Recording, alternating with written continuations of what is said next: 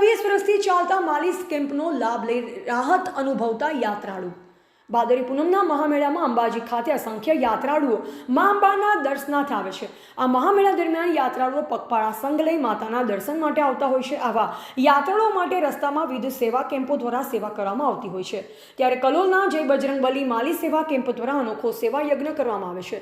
છેલ્લા 27 વર્ષથી યાત્રાળુઓની માલિશ કરી થાક ઉતારવામાં આવે છે। આ અંગે વાત કરતા માલિશ કેમ્પના આયોજક વિષ્ણુભાઈ પટેલ જણાવે છે કે છેલ્લા 27 વર્ષથી અમે આ જગ્યાએ માલિશ કેમ્પનું આયોજન કરીએ છીએ, જ્યાં અનેક યાત્રાળુઓ દરરોજ માલિશ કેમ્પનો લાભ લે છે।